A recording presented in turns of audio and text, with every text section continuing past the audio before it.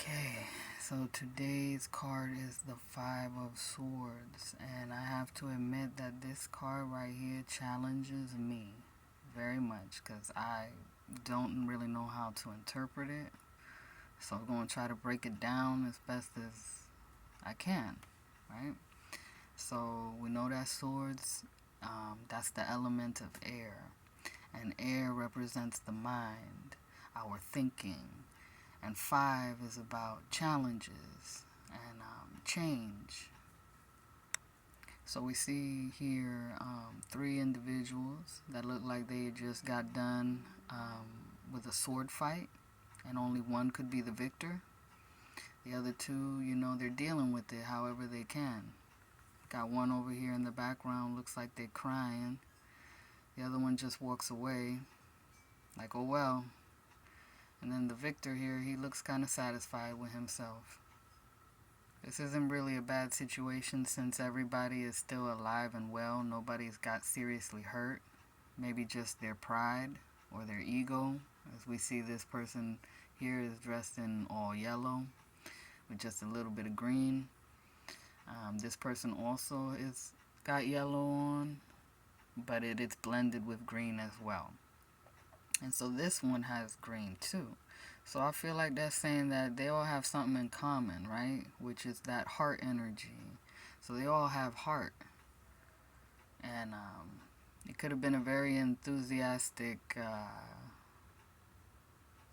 conflict or argument, because swords, you take away that S and you're left with words.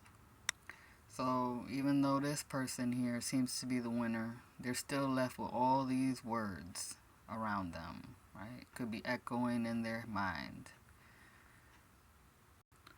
The weather is also very stormy. We see the wind that's blowing these clouds, like they're jagged. And so is the waves here, or the ripples of the water in the background, the stream of consciousness, the streams of thoughts. It's like the effect of words can affect us deeply. It can create the ripple effects. And, swords are sharp, and words can be too. So because this is mental energy, I feel like this is all about what's going on in a person's mind. There's a lot of different ways of seeing things, a lot of different opinions that we hear, and it could run through our minds, right? And then we might have a lot of things to say about it, right? That rushing energy, that stormy mental energy. And storms are good, they bring change, they bring different animals and seeds to other locations. So it's a very natural process that is being shown here, which is like, our mental development. It's important to have different points of view in order to gain strength, to become emotionally intelligent, to learn what we're passionate about, and to, try our best, put our all into the fight, if you will, or just whatever passionate ideas we have. We put our all our effort into it. So this green is about growing, right? Growth. It's about healing, because that's Archangel Raphael's colors there. And compassion. Red is also about love. Yellow is a positive, cheerful color. It's about the inner child, right? The sun, the true self. So nothing is actually hurt. Just because somebody has a difference of opinion, or you start to think differently, your true self is not hurt by it, because it's just concepts. Could be like transforming the way you think. This could represent the past, as oftentimes memories can create feelings of melancholy in us. This could be the future, the future is yet to be seen, and so that's why this person's back is to us. And then the one in the foreground, that's the present moment, and it's the actual place where we carry all thoughts, whether it's memory or, thoughts of the future, concerns, plans, creative ideas. They're all standing on the same platform, so that's like they have equal value. And 3 is a mystical number, and it's also the number of cooperation. This person has 3 swords, and we'll see later on about the 3 of swords, and that has to do with like emotional pain, probably by wounds that we get from what people have maybe said to us, or the thoughts that are very sharp, that stab us in the heart. So, is it necessarily a good thing that this person has all the swords? It could be still holding on to some pain,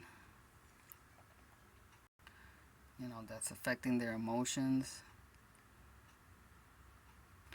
These two, they just cut their losses. They accept defeat. They drop their swords and they're moving on. They're dealing with it in their own way. So even though this person has won, they could be learning, from these two. It's a collaboration. So, there's purple in the water.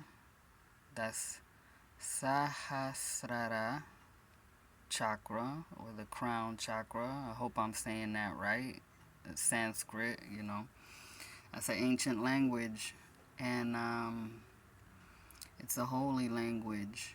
So it's still there in the background, but it's kind of covered up by, what's going on here.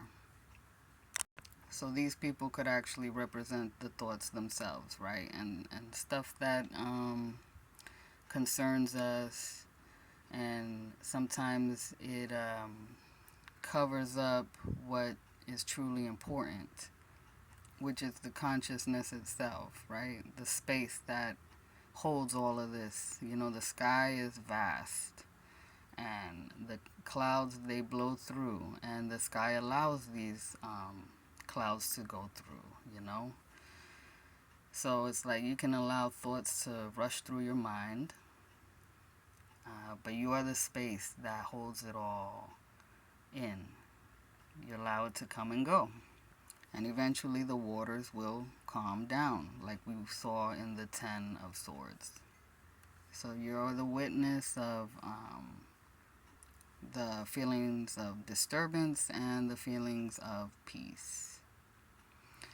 So, like I said, this has been a very challenging card to interpret for myself. So, what do y'all think? Where does this take ya? Use your intuition, study symbolism, and relax. Don't take stuff too seriously, right? You see his face. It's not taking it too seriously. Any fight that you can walk away from is a good fight. You can live to see another day. So thank you so much for listening, and I wish you a blessed day.